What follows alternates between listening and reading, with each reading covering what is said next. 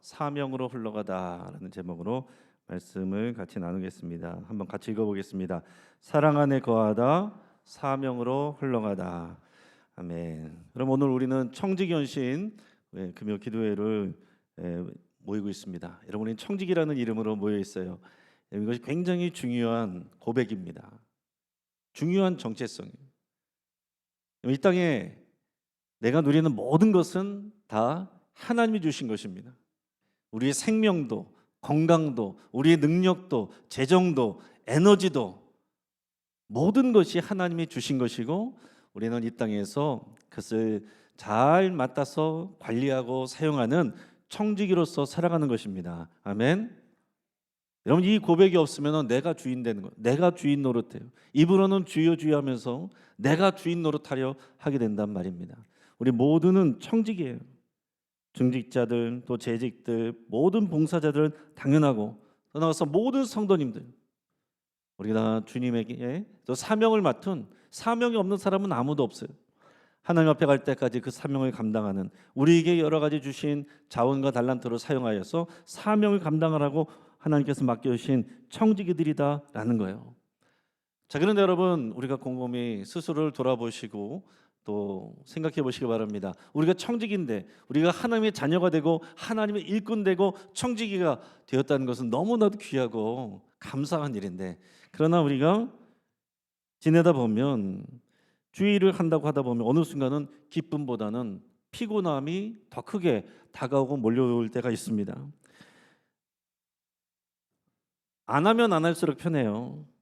그러나 더 헌신하고 뭔가 하려고 할수록 더 힘들어지는 게 사실입니다. 열심히 봉사하고 사역하는 사람일수록 우리가 피곤해질 때가 있어요. 그래서 때로는 도대체 내가 왜 이 고생을 사서 하는가? 내가 왜 이 고생을 여기서 이러고 있지? 하는 생각이 불쑥 올라올 때가 있습니다. 옆에 있는 동역자의 말 한마디에 상처를 입기도 하고 심장이 덜컥 내려앉으면서 이제 그만 다 내려놓고 싶다, 이런 마음이 들 때도 있어요. 여러분, 뭐가 문제일까요? 우리 신앙이 식어서일까요? 우리의 열심이 부족해서일까요? 아닙니다. 여기 계신 여러분들은 대부분 다 열심히 하고 있어요. 근데 정말 중요한 건 뭐냐면 우리의 열심 자체가 아니라 그 열심의 시작점이 중요하다는 거예요. 저기 사진처럼 우리 마음이 어느 순간 주의를 하고 섬긴다고 하는데 쩍쩍 갈라져 있는 땅처럼 그렇게 메말라 버릴 때가 있습니다.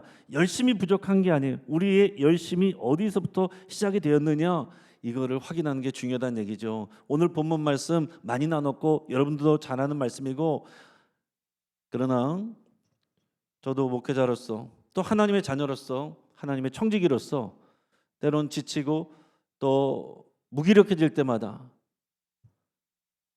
돌아가는 말씀이 오늘 이 말씀입니다. 오늘 이 말씀은 내가 한번 들었다라고 해서 아는 게 아니에요. 내가 지금 처해 있는 그 상황에 따라서 그 말씀은 또 다르게 들려오고 또 다르게 들려오고 더 깊이 다가오게 되는 것입니다. 여러분들도 청지기로서 또 주의 일꾼으로서 또 우리가 헌신하다가 힘들고 지치고 넘어질 때마다 이 말씀 앞으로 돌아오셔야 돼요. 우리가 십자가 앞에 다시 선다는 것은 주의 말씀 앞에 선 것이고, 특히 여러분이 요한복음 15장 말씀을 우리가 다시 생각하고 그 앞에 말씀 앞에 서야 된다는 거예요. 오늘 1절 읽어보겠습니다. 뭐라고 그랬습니까? 나는 참 포도나무요 내 아버지는 농부라.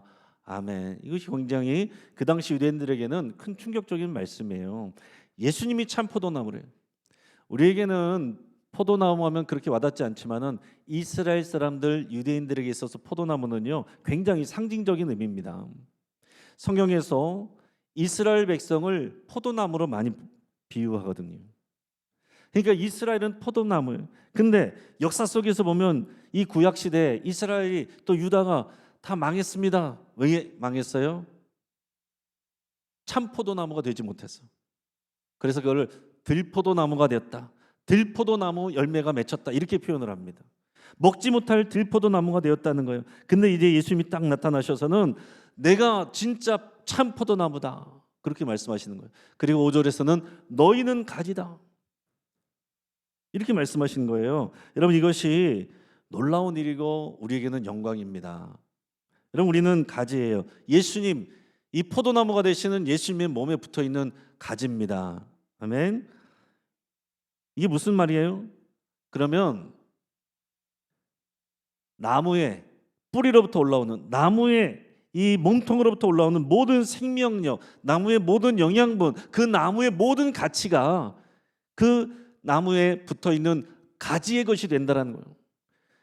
여러분, 우리가 볼 때는 뭐 조금 난 것도 있고 못한 것도 있고 그렇지만은 하나님 앞에서 보면은 거기서 거기입니다. 세상에서 나갈 때는 우리 앞에 줄 서 있는 사람들 많아요. 그러나 우리가 예수님께 붙어 있으면 예수님의 영광, 예수님의 능력, 예수님의 모든 가치, 그것이 우리에게로 고스란히 흘러들어와서 우리의 것이 된다는 사실입니다. 아멘. 기뻐하는 표정이 별로 없는 것 같아요. 별로 잘 안 믿는 것 같아요.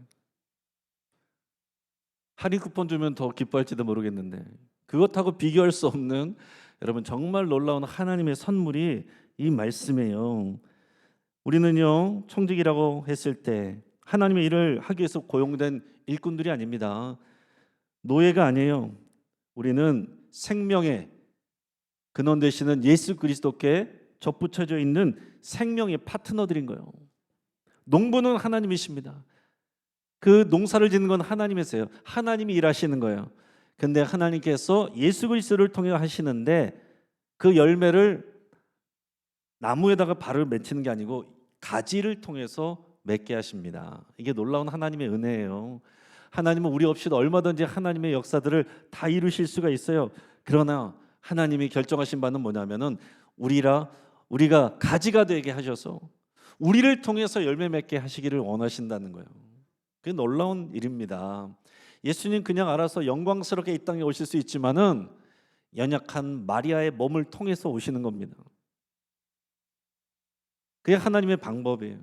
하나님은 별거 없어 보이고 연약해 보이는 사람을 통해서 하나님의 놀라운 일을 행하신다는 거죠. 그렇기 때문에 여러분, 우리가 신앙생활하는 거, 또 교회 와서 여러 가지 헌신하는 거, 여러분이 주방에서 또 음식을 만들고 또 설교지를 하고 주차장에서 안내를 하고 또 성도들을 돌보고 연락하고 또 교회 학교 아이들을 가르치고 또 하나님을 찬양하고 하는 이 모든 일들은 단순한 노동을 하는 게 아니라 참 포도나무의 생명을 드러내는 영광스러운 통로로 쓰임 받는 거다 하는 사실이에요.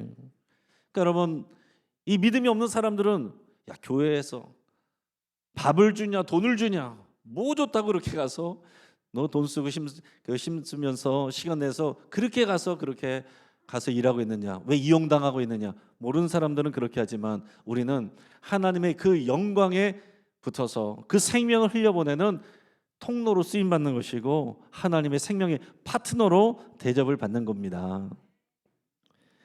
그렇지만 여러분, 이 영광스러운 우리는 신분을 자주 잃어버릴 때가 있어요. 우리는 주님의 몸에 붙어있는 가지라는 사실을 잊어버리고 살 때가 많습니다.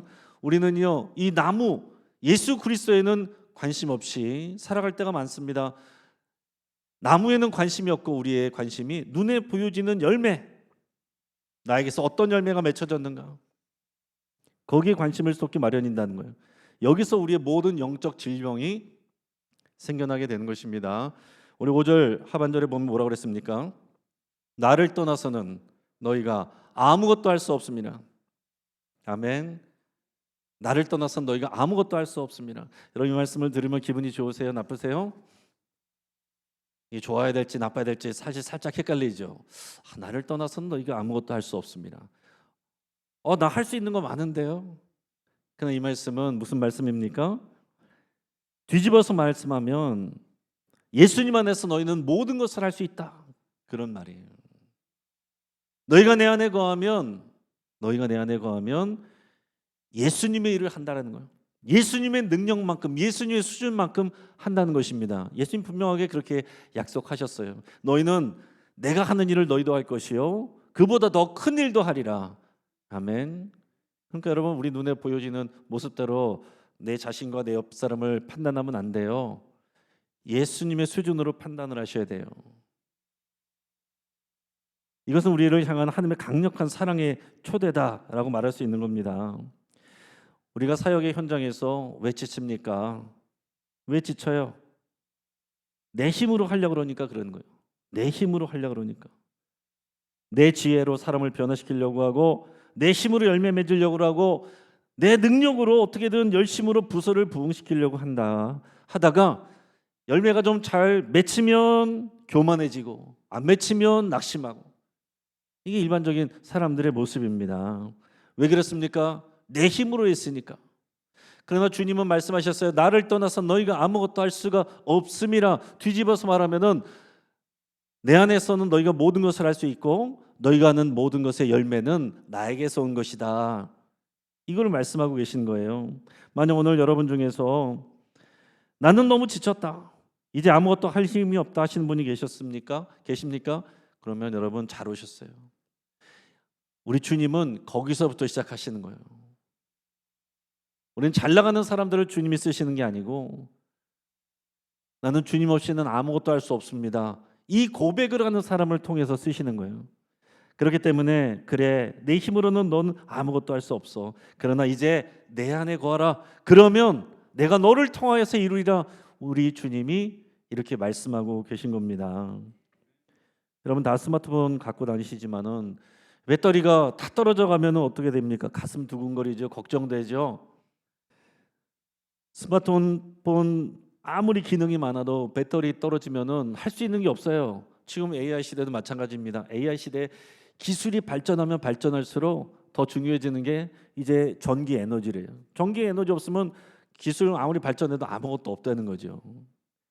마찬가지입니다. 우리의 영혼이 방전돼서 사역의 현장에서 짜증이 나고 마음이 굳어지고 상처 입는데 우리가 기도의 충전기를 꼽을 생각을 하는 사람이 많이 없어요. 기도의 충전기를 꼽아야죠. 우리 영혼의 배터리가 차 올라야죠. 방전된 스마트폰으로는 아무리 좋은 기능을 갖고 있는 스마트폰이라고 할지라도 켜지지가 않습니다. 돌아가질 않아요. 사역의 앱을 켜기 전에 우리는 먼저 은혜의 전원에 코드를 꼽아야 됩니다. 기도죠.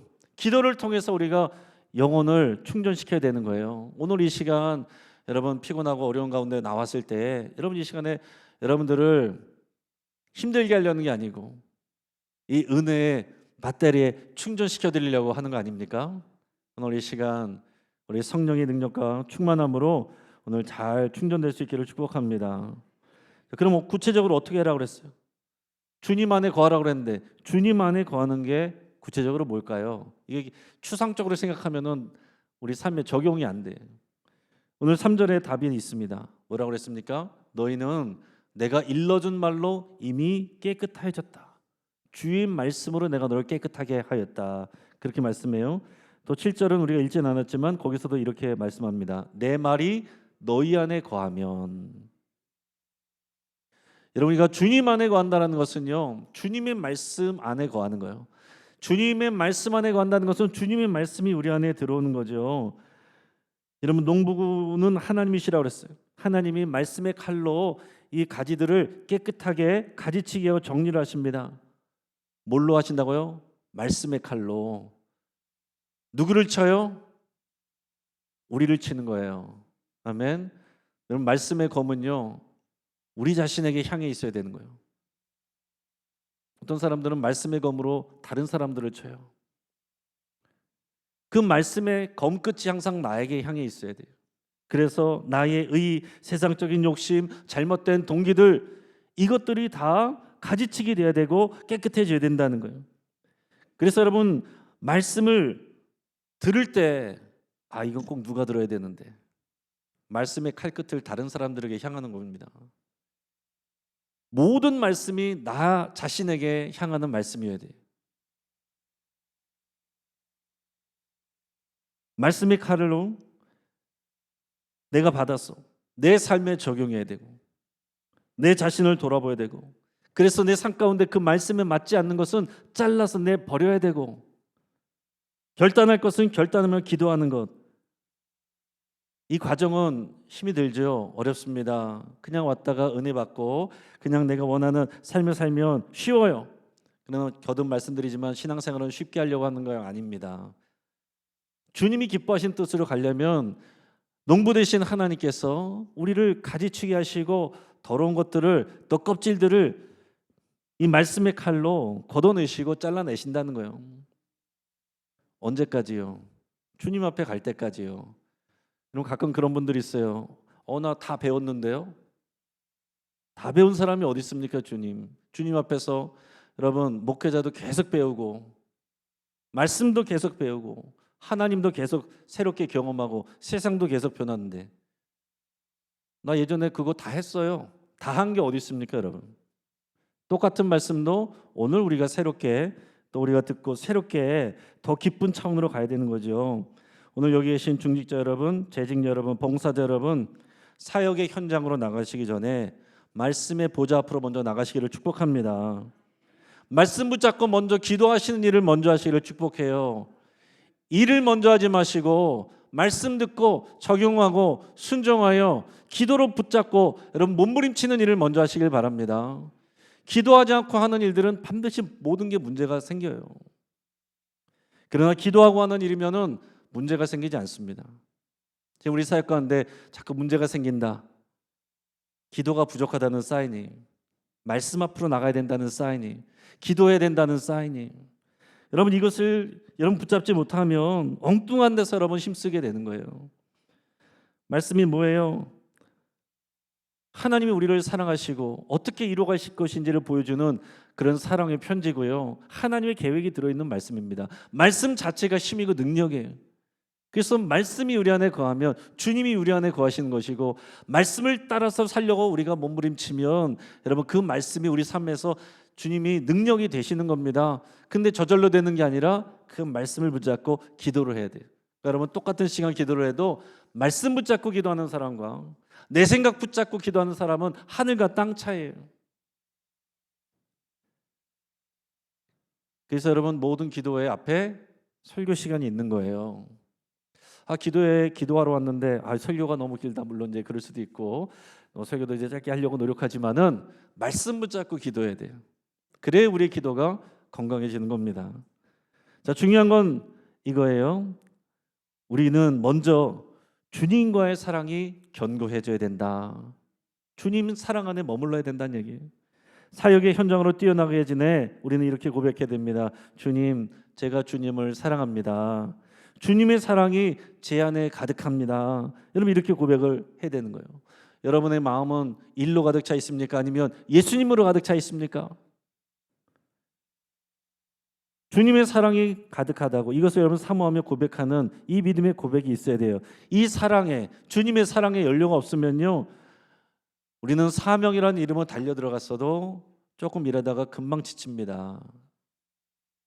금방 힘이 빠져요. 기도가 마르면 사역은요 노동이 됩니다.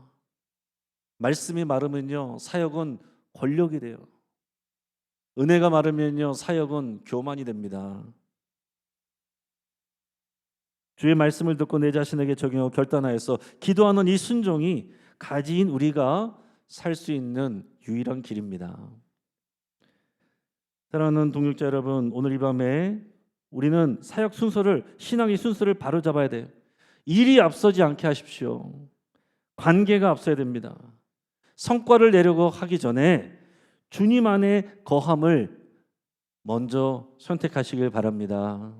은혜의 자리, 말씀 듣는 자리, 순종하는 자리, 기도하는 그 자리에 앞장서시길 바라요. 일하는 거 귀한 것인데 말씀 듣지 않고 순종함이 없이, 기도함 없이 달려나가면 자기 스스로 다치고 다른 사람 다치게 하는 거예요.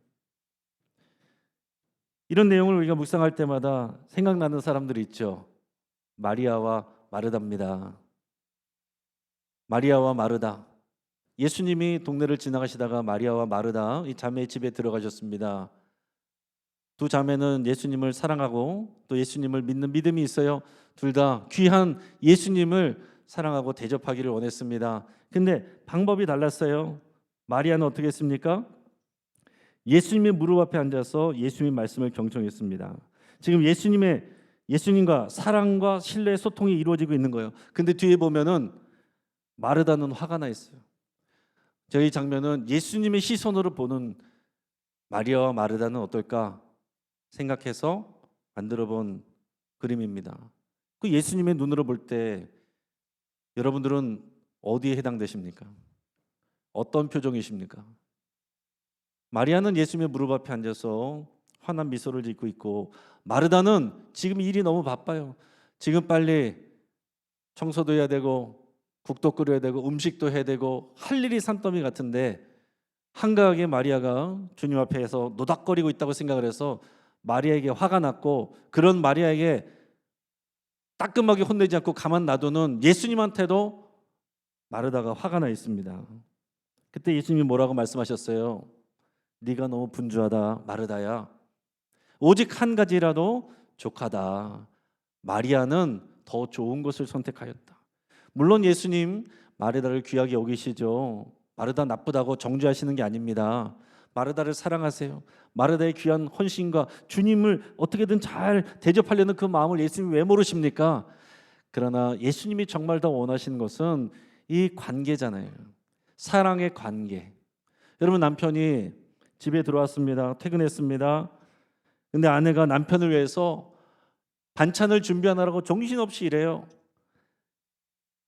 상을 차려서 이제 얼굴이 빨개서 땀을 뻘뻘 흘리면서 지금은 상을 차려놨습니다. 남편은 너무 이제 고마운 마음이 들었어요. 딱 자리에 앉았습니다. 여보, 이제 그만하고 이제 와서 같이 밥 먹어.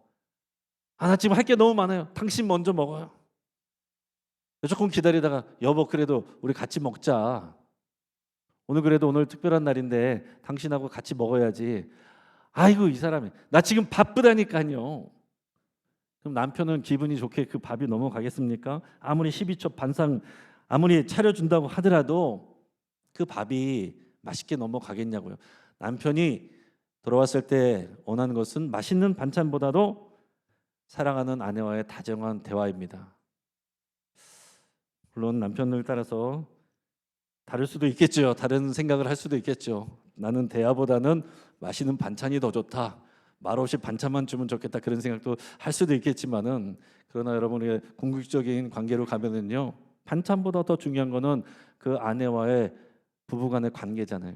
주님이 말씀하시는 건 그거예요. 마르다는 지금 자신 안에 마음에 예수님으로 가득 차 있는 것이 아니라 자기의 일로 가득 차 있습니다. 여러분, 우리가 이러기가 쉬워요. 자기의 일로 가득 차다는 것은 무슨 얘기입니까? 자기 자신으로 가득 차 있는 거예요. 그 일을 하고 있는 나, 그 일을 잘 해내야 되는 나, 그래서 그 일을 잘하고 나서 내가 사람들에게 박수 받는 나로 가득 찬다고요. 일에 가득 차면 나로 가득 차요. 그러나 마리아는 그 마음에는 예수님으로 가득 찼어요. 예수님으로 가득 차니까 예수님 말씀을 경청하고 예수님 말씀으로 가득 찹니다. 주님은 이거를 더 기뻐하신다고 말씀하셨어요. 그래서 하나님은, 또 우리 예수님은 더 큰 일을 맡기실 때에 지금 마르다의 상황에 맡기시겠습니까? 마리아에게 맡기시겠습니까? 당연히 마리아에게 맡기죠. 모세도 베드로도 자신감이 충천해 있을 때 내가 다 할 수 있습니다. 나는 뭣도 있고 왕궁에서 기술도 있고, 베드로는 누구 봐도 내가 더 잘하고, 그럴 때 주님이 쓰지 않았어요. 사명 주시지 않았습니다. 모세가 경력 단절돼서 시골 미디안 광야에서 40년 썩고 나니까 그때 사명 주셨습니다. 베드로가 예수님 부인하고 부끄러워가지고 얼굴도 못 쳐다보고 있을 때 그때 사명 주셨어요. 우리 주부들은 너무 잘 아시잖아요. 김치 담글 때 생배추에다가 양념 바르지 않지 않습니까? 숨을 죽여야 양념을 바르죠. 하나님이 우리를 사용하시고 또 맛있게 하시려면 우리를 숨 죽이는 과정이 필요한 거라고요. 나는 지금 힘이 넘쳐서 뭔가를 하고 싶은데 우리 주님은 기다리라고 하실 때가 있는 겁니다. 숨 죽이게 하실 때가 있는 거예요. 사랑하는 여러분, 이 순서를 정확하게 잘 기억하시기 바랍니다. 또 주님 안에 거한다는 것은 또 다른 말로요, 동역자들과의 사랑 안에 머문다는 것도 의미하는 거예요. 참 포도나무에는 가지 나 하나만 붙어 있는 게 아닙니다. 다른 가지들이 붙어 있는 거예요. 내 옆에 있는 장로님, 또 권사님, 안수 집사님, 또 집사님, 또 교사들, 또 모든 봉사하는 사람들, 사역자들, 다 이어지는 자리는 관계를 통해서 이어지는 것입니다. 여러분, 우리 주님과의 관계는 좋은 것 같은데 동역자의 관계가 좋지 않다. 깨질 때 그 사명은 순식간에 고통됩니다. 사실 주님과의 관계가 깊어지면요, 동역자의 관계가 깊어지는 거예요. 나랑 친한 사람과 계속 친하게 지내는 거를 이걸로 적용하시면 안 됩니다. 모든 동역자들을 주님과의 관계를 통해서 그 사랑으로 바라보고 그 관계로 나가는 거, 그게 그리스도 안에 거하는 거예요. 오늘 2절에서 보면 농부이신 하나님은 우리를 깨끗게 하셨다라고 그랬어요. 가지는 그냥 붙이는 게 아닙니다. 이 깨끗하게 하는 과정을 거치는 거죠. 앞에서도 말했던 것처럼 농부는 계속해서 깎아냅니다. 우리 안에 독선과 고집과 우리 안에 여러 가지 것들을 깎아내요. 여러분 스스로 착각하지 마셔야 돼요. 우리는 계속 깎여 나가는 것입니다. 나는 다 완성이 됐고 다른 사람을 깎아내겠다. 아니요. 저도 깎여지는 것이고 여러분들도 깎여지는 거예요. 그래서 교회가 참 포도나무의 가지 열매로 다듬어져 가는 것입니다. 그래서 우리가 동역자를 경쟁자로 보거나 제거의 대상으로 보는 순간 우리는 포도나무의 생명력에서 이탈하게 되는 것입니다. 저는 교역자들 관계에서도 이 상호 신뢰의 관계를 굉장히 중요하게 여깁니다. 다른 교회에서들도 보면요, 교역자들이 많아도 또 적어도 그 관계가 깨져 있으면 교회가 평안할 수가 없어요. 각자 일은 열심히 하죠. 문제는 없어요. 교회는 잘 돌아가는 것 같습니다. 그러나 그거는 참된 교회에 유익과 생명을 줄 수가 없어요. 일하는 건 쉽죠. 일하는 것보다 더 어려운 것은 사랑의 관계 안에 머무는 것이 어려운 것입니다. 이렇게 말씀과 기도로 주의 사랑 안에 머물게 되면 어떻게 돼요? 이 사랑은 자연스럽게 흘러가게 되는데 그 흘러가는 그 자리가 바로 어디입니까? 사명의 자리고 우리의 섬김을 받는 그 사람들이 있어요. 그 사람들을 사랑하는 거, 거기까지가 주님 안에 거하는 거예요. 여러분, 우리가 섬기는 대상들, 여기는 헌신하는 분들이 많으시니까 여러분들 일하고 섬기는 분들이 있습니다. 우리 교인들, 또 교회학교 아이들, 구역 식구들, 또 교회 밖의 이웃들, 다 우리 섬김의 대상이에요. 이걸 우리가 억지로 짜내서 할 수가 없습니다. 억지로 짜내서 할 수가 없어요. 내가 주님께 받은 사랑이 너무 커서 우리 동역자들과 나누는 기쁨이 너무 충만해서 그 사랑이 흘러 넘치다 보니 닿게 되는 곳이 바로 우리의 사명의 자리여야 됩니다. 사랑 안에 거하지 않고 사역으로만 달려가는 사람은 사람을 바라볼 때 대상으로 바라봅니다. 대상, 그 사람 없어도 다른 사람으로 채우면 돼요. 그러나 그 사람이 중요하지 않아요. 사역하는 내가 여전히 중요하죠. 하지만 사랑 안에 거하며 사명을 흘러가는 사람은 사람을 바라볼 때 주님의 눈으로 바라봅니다. 우리 주님은 말씀하셨어요. 나는 하나님께서 나에게 주신 자들을 끝까지 사랑하였다. 얼마나 어려운 말입니까? 그 말씀이 저에게도 굉장히 무거운 마음이에요. 끝까지 사랑하는 거. 주님이 주셨는데 그 사람을 끝까지 사랑하는 거. 그게 진짜 어려운 거죠. 설교 준비하고 뭐 교육하고 신방하고 그렇게 어렵지 않습니다. 주님이 주신 사람들을 끝까지 사랑하는 게 진짜 어려운 거죠. 그러나 그게 진짜 주님의 사역입니다. 이제 마지막 내용 얘기하고 말씀을 정리하고자 합니다. 한 소방관 이야기예요. 20년 넘게 화재 현장에서 많은 사람들을 구했습니다. 근데 어느 날 기자가 물었어요. 뭐가 그렇게 당신을 이 위험한 일을 계속하게 만듭니까? 그러자 소방관이 이렇게 대답했습니다. 처음에 나는 영웅이 되고 싶었습니다. 사람들의 많은 박수를 받고 싶었어요. 근데 10년쯤 지나니까 그냥 의무감으로 하게 됐습니다. 그러다가 보니까 어느 순간 피곤함이 몰려왔어요. 지치고 힘들었습니다. 그냥 하는 거예요. 근데 15년째 되던 해에 제가 구한 한 할머니가 병원에서 제 손을 꼭 잡으면서 이렇게 말했습니다. 아이고 고맙습니다. 당신 덕분에 우리 손주들을 다시 볼 수 있게 됐어요. 그 인사를 들을 때에 깨달았다는 거예요. 아, 내가 하는 일은 누군가의 할머니, 또 누군가의 아빠, 누군가의 딸을 구하는 것이구나. 그 가족들을 다 구하는 것이구나. 이거를 깨닫게 됐다는 거예요. 그래서 이후로는 화재 현장에 들어갈 때마다 기도하면서 하나님 앞에 이렇게 기도했대요. 주님, 이 안에 주님이 사랑하시는 누군가가 있습니다. 그리고 밖에는 그들의 사랑하는 사람들이 있습니다. 이렇게 기도하고 주님 내게 힘 주시고 용기 주십시오. 그러고 들어갈 때 두려움이 용기로 바뀌었다. 이렇게 고백을 했습니다. 여러분, 우리의 사역도 마찬가지예요. 우리는 처음에는 다 기뻐서 시작을 합니다. 열심으로 시작했다가 어느 순간 시간이 지나면 의무감으로 바뀌게 되고 또 피곤함이 몰려오게 됩니다.